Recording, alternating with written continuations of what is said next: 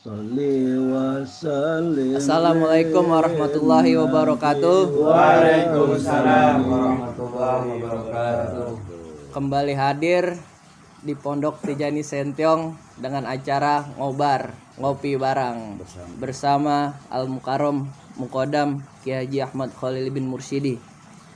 Saat ini kami ingin bertanya ada banyak hal-hal yang tidak kami tahu kalau boleh tahu saya mau bertanya nih atau yang lain dulu. Ada yang mau bertanya? Saya dulu deh ya. Iya. Gini Pak Kiai, saya kan baru muhibin kemarin. Kira-kira apa persiapannya buat ditaklin Pak Kiai? Apakah harus sholat tobat dulu atau mandi tobat dan lain-lain, gimana Pak Kiai? Jadi ada yang perlu dilarat juga, ditalkin. Talkin, iya. Iya. Jadi gimana syaratnya untuk saya ditalkin Pak Kiai? Ya, obrolan kita sebelum kita mulai, kita awali dengan membaca selawat Fatih.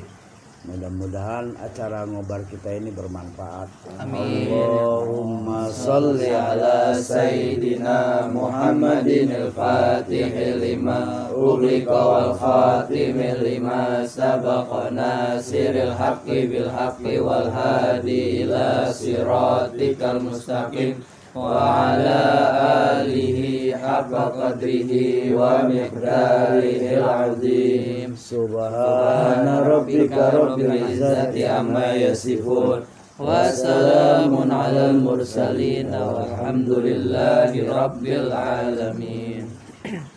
Pertanyaan dari saudara Goja mengenai persiapan untuk ditalkin. Yang awalnya kan baru muhibin, ya ijazah selawat Fatih. Ya kalau memang mau ditalkin, nah itu persiapannya tentu lahir batin. Ya kita siap untuk mengikuti dalam Thariqah Tijani ini, dalam amalan-amalannya, wirid-wiridnya. Ya siap untuk membaca dalam wirid Thariqah Tijani. Selain dari itu juga kita ya siap untuk selalu aktif ya dalam kegiatan ya dari Mukodam, ya karena dalam kegiatan pondok ini kan bukan sekedar wirid, ada pengajiannya ya, sehingga di situ setelah ditalkin itu kita harus ya mengaji. Sebab kalau kita ya cuman ikut-ikutan, nanti khawatir ya kebawa ikhwan yang lain sehingga pemahamannya berbeda. Tapi kalau kita tetap merapat ya dengan Mukodam, dengan kajian-kajian kitabnya, nah itu insya Allah nggak salah. Nah itu kelihatannya persiapannya itu. Jadi nggak seperti Thariqah yang lain harus mandi tobat. Kalau ini enggak, cukup kalau memang ya dia berhadas besar ya paling mandi junub doang gitu. Itu persiapannya, mandi junub kalau memang dia berhadas besar. Terus ya di hati dengan lahir batin siap akan mengamalkan wirid-wirid Tijani, dan siap juga akan ya selalu hadir bila tidak ada uzur ya merapat dengan Mukodam. Ya insya Allah nanti akan ketemu solusinya. Nah itu ya jawaban dari saudara Goja.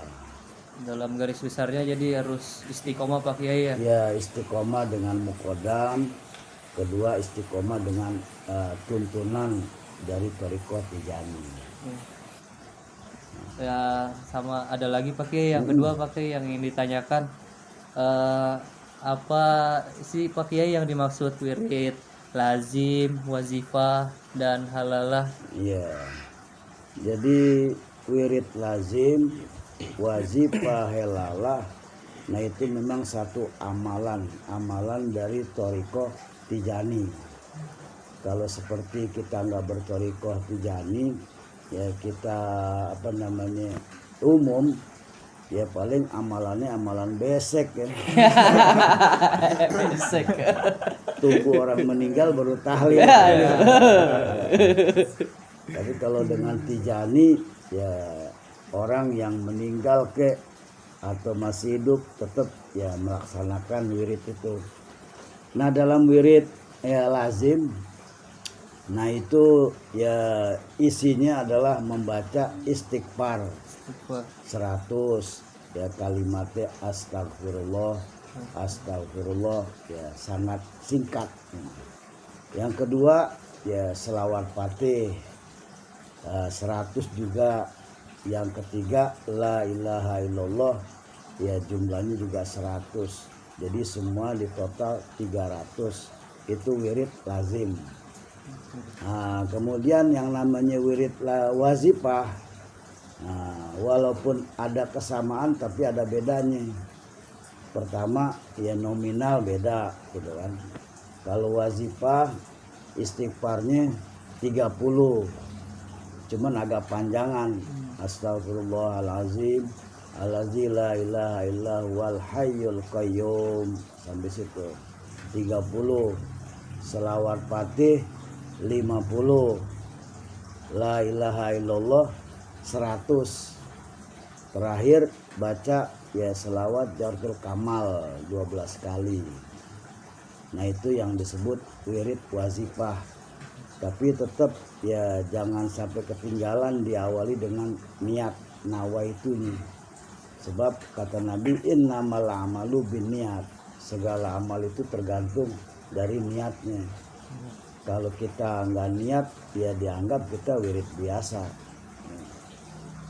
Kalau pakai niat ya masuk dalam rentetan wirid-wirid lazim dan wazifah. Dan kalau wirid helalah, nah itu cukup dengan membaca la ilaha illallah ya, minimal 1000, lebih nggak apa-apa, lebih bagus. Nah itu yang disebut wirid ya helalah. Jadi ada 3 macam, lazim, wazifah, dan helalah. Nah itu yang harus dikerjakan sama seorang yang sudah masuk dalam thariqah Tijani dengan ditalkin. Jadi 3 amalan, lazim, wazifah, dan helalah. Nah jadi itu yang dimaksud. Apa itu lazim? Lazim itu isinya istighfar, selawat, la ilaha illallah. Wazifah istighfar, selawat, la ilaha illallah, tambah 1 lagi Jawharatul Kamal. Helalah ya, cuman kalimat tauhid la ilaha illallah doang gitu. Nah itu yang dimaksud wirid lazim, wazifah, dan helalah. Ada lagi nggak? Saya Kiai. Apa tuh? Kalau batalnya saat mengerjakan wirid itu seperti apa tuh Kiai? Iya. Jadi memang dalam wirid Tijani ini kan yang pada umumnya awalnya hukumnya sunnah. Setelah dibaiat ya bahasa Tijani ditalkin, nah itu jadi wajib. Kenapa jadi wajib? Ya karena kita ikrar janji. Ya janji melalui muqaddam. Nah itu sama juga kita janji kepada Rasulullah, kepada Syekh Ahmad bin Muhammad At-Tijani radhiyallahu anhu, di mana kita dengan ditalkin, dibaiat, siap mengamalkannya. Nah, sama seperti Nabi ya dalam ya hadis beliau menerangkan masalah sholat gitu kan. Nah setelah beliau menerangkan sholat dan bahayanya kalau meninggalkan sholat, nah itu Rasulullah suka menyuruh para sahabat, ayo baiat, janji jangan sampai tinggalkan sholat. Nah itu ya yang disampaikan Nabi dalam mengajarkan kepada umatnya begitu, sahabat-sahabat. Jadi yang tadinya zikir kita tahu hukumnya sunnah menjadi wajib. Karena apa? Karena kita ditalkin ikrar janji kepada Muqaddam. Nah di situ sanadnya sampai kepada Syekh Ahmad dan Rasulullah Shallallahu Alaihi Wasallam dengan jaminan yang disampaikan oleh Rasul kepada Syekh Ahmad, yang mengambil wirid engkau ya Syekh Ahmad, saya akan jamin, tapi selama dia mengerjakannya gitu. Kalau enggak ya terputus gitu. Nah jadi disitulah ya dalam peraturan wirid, karena menjadi wajib, nah itu diumpamakan seperti sholat gitu, dimana sholat kita bukan ya asal-asalan, ada peraturannya, diawali dengan wudhu gitu kan, kemudian ya kita menghadap kiblat, kita pasang niat, lalu kita berzikir atau berwirid. Nah dalam wiridnya ini sama seperti sholat, jangan sampai kita terjadi hal-hal yang membatalkan, misalnya ya kentut gitu kan, nah itu kan membatalkan. Terus ngobrol lagi wirid, ngobrol ya nanya bola gitu kan, itu nggak bisa batal. Kecuali ya orang-orang yang ya kita hormatin, misalnya ibu bapak ya memanggil kita, ya kita wajib sautin gitu kan, lalu kita kasih arahan, saya lagi wirid mohon maaf gitu. Nah, jadi itu nggak termasuk membatalkan. Nah, jadi yang namanya membatalkan itu kita kentut, atau dalam wirid ya kita apa namanya berpaling dengan ucapan, waduh gue batalin juga nih. Nah itu juga jatuh batal, sebab di saat dia wirid ada teman ngetok pintu Assalamualaikum, wah teman datang nih, wah siapa nih datang nih, wah udah batalin aja. Ternyata yang masuk ya bukannya teman, adek gitu kan, diterusin lagi, batal tadi itu. Batal. Apalagi kita ngomel brengsek lo. Ini udah jadi batal. Nah jadi disitulah ya yang membatalkan dalam wirid ya sebetulnya masih banyak lagi. Nah, tapi itu yang pokok ya kita jangan sampai terjadi hadas, kentut gitu kan, atau kita ngobrol, atau kita berpaling di saat zikir, pengen batalin dah gitu, nggak jadi deh. Nah itu juga dianggap udah batal. Terus apa lagi? Saya kapan sih waktu untuk pelaksanaan wirid lazim, wajibah dan helalah? Jadi ini masalah waktu ya. Waktu jam apa ya? Jadi sama juga seperti sholat ya. Nah, ada waktu-waktunya, subuh, zuhur. Kalau lewat dari waktu berarti jatuhnya kodok gitu. Nah kalau wirid waktunya tuh yang ya diterangkan di dalam kitab fikih Tijani. Kalau lazim itu kan dikerjakannya 2 kali dalam sehari, lazim 2 kali, pagi dan sore.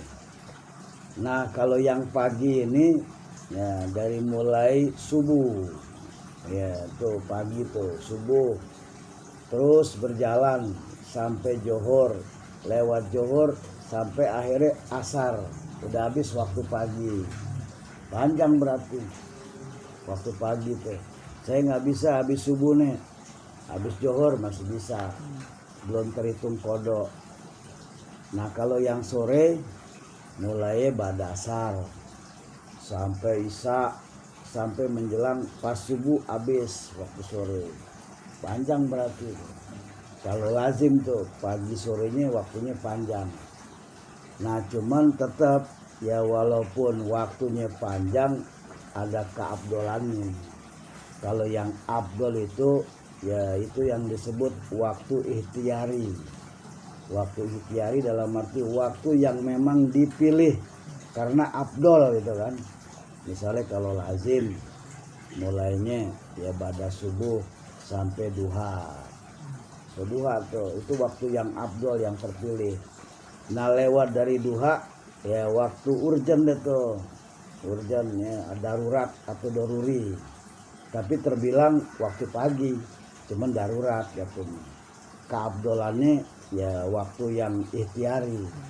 Kalau seperti waktu doruri memang ya masuk pagi juga, tapi nilai keabdolannya kurang gitu ya. Nah itu kalau lazim pagi sore. Dan kalau wazifah, nah wazifah kan dalam sehari sekali 24 jam. 24 jam boleh kita pagi, boleh sore, boleh malam. Itu kalau wazifah. Cuman keabdolannya ya berjamaah gitu. Kalau kita lihat jamaah adanya di malam ya ikutin malam. Karena di situ ada keabdolan berjamaah. Kalau kerjain sendiri boleh, cuman keabdolannya kurang.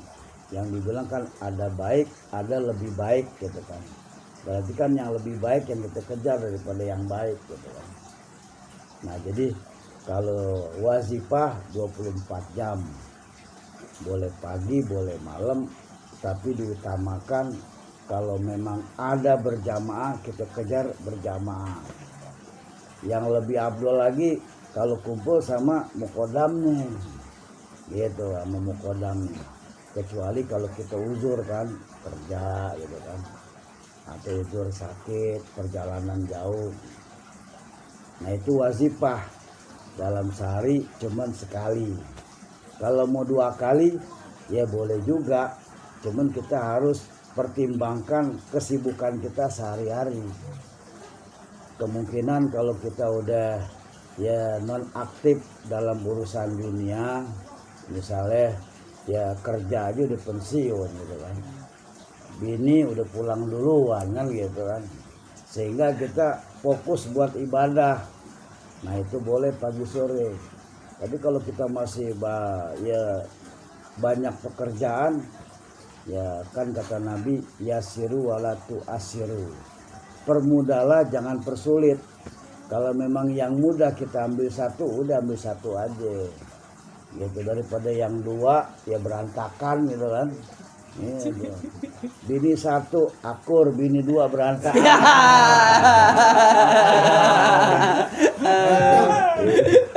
Itu satu aja daripada berantakan terbengkalai.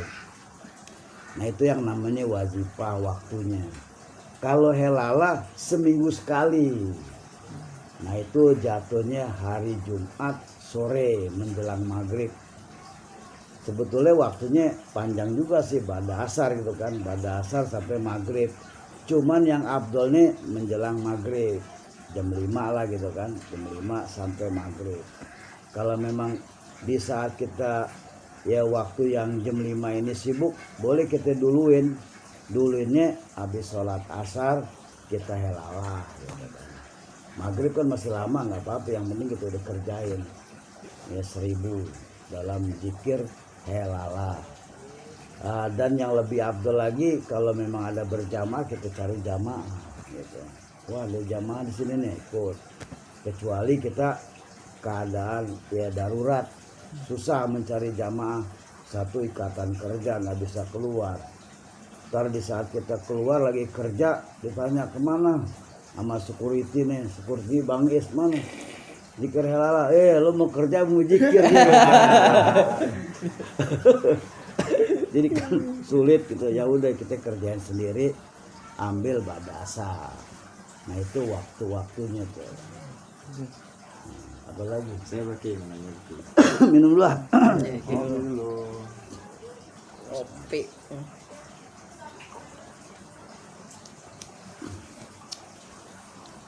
Mau nanya Kiai, kira-kira ada tidak sanksi-sanksi bila mengerjakan wirid tidak teraturan atau tertib Pak Kiai? Tidak tertib. Ya, tidak tertib. Iya, memang ya wirid ini kan mirip seperti sholat. Ada rakaat pertama, kedua, ketiga, sampai keempat kalau johor. Bacaannya juga begitu kan. Cuman ya dalam wirid ini kan udah tersusun yang menjadi rukun dalam wirid. Misalnya lazim, Lazimkan rukunnya baca istighfar pertama, kedua selawat, ketiga la ilaha illallah. Nah ini kan namanya udah tertib. Nah sekarang kata Odi, wah nggak tertib nih, habis istighfar la ilaha illallah, habis la ilaha illallah ngopi dulu. Habis la ilaha illallah terus selawat, nggak tertib. Nah jadi di sini kalau kita paham ya bisa jadi ya lupa gitu kan, saking asiknya kita istighfar kan udah selesai, atau la ilaha illallah udah selesai, wah belum selawat nih. Nah jadi di sini yang yang habis istighfar nih ya la ilaha illallahnya kita loncat ke selawat.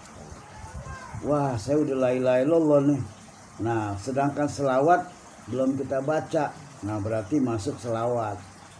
La ilaha illallah yang tadi dibaca mana gimana nih, angus gitu kan. Nah jadi tetap kita masukin urutan lagi kan, istighfar, selawat, la ilaha illallah. Kalau istighfar langsung la ilaha illallah, kita udah tinggal 3 lagi deh la ilaha illallah. Wah kayaknya belum selawat nih, berarti la ilaha illallah kita stop, kita baca selawat udah 100 gitu kan. Nah terus gimana la ilaha illallah, terusin kan nih dari mula lagi la ilaha illallahnya ya, yang tadi nggak terhitung tuh la ilaha illallah. Nah nanti udah selesainya ya kita sanksinya tuh ya yang dibilang jabar. Nah itu dengan membaca istighfar 100. Jadi udah selesai la ilaha illallah sayyidina Muhammad Rasulullah gitu kan. Nah terus kita niat jabar, saya niat jabar baca istighfar gitu kan, istighfar 100 gitu kan. Nawaitul istighfar lil jabar gitu. Saya baca istighfar untuk jabar karena kena sanksi gitu kan. Kita lengah ya nggak tertib gitu kan. Nah jadi kita baca istighfarnya 100. Astagfirullah 100. Udah selesai, itu sanksinya. Nah begitu juga wazifah. Kalau nggak tertib kena sanksinya baca istighfar 100. Tapi niat, jangan sampai niat, jangan sampai enggak. Sama seperti kita sholat, ada yang lupa, nah itu kan ditambah dengan sujud sahwi gitu kan, itu sanksinya. Nah cuman tetap kalau sholat kita udah selesai tahiyat, fil alamina innaka hamidum majid, jangan langsung sujud gitu kan. Kita niat, saya niat sujud sahwi ya di hati, baru kita sujud. Nah itu dalam sholat. Nah kemudian kalau dalam zikir wirid, nah itu sebelum kita akhirin ya udah selesai baca la ilaha illallah, nah di hati kita niat ya saya niat istighfar buat jabar gitu, buat nambel karena kita lengah gitu kan. Nah bacanya 100 astagfirullah. Nah, jadi itu sanksinya. Kalau misalnya ya kita ragu, wah udah baca selawat belum nih, kayaknya istighfar juga belum lunas gitu kan, udah dari mula lagi daripada acak-acakan bingung nanya mau di domel lu yang kerjain nanya mau gue gitu. Nah, jadi itulah yang kita obrolin pada malam ini, ya mudah-mudahan bermanfaat. Allahumma sholli ala sayyidina Muhammadin al-Fatih lima ughliqa wal khatim lima sabaqa nasiril haqqi bil haqqi wal hadi ila siratikal mustaqim wa ala alihi haqqa qadrihi wa miqdarihi al-azim. Subhana rabbika rabbil izzati amma yasifun wa salamun alal mursalin walhamdulillahi rabbil alamin. Jadi sekianlah ngobar hari ini bersama Muqaddam Kiai Ahmad Khalili. Ya wassalamualaikum warahmatullahi wabarakatuh. والصحب والقرب تجاني نسله حمدا لذي الجلال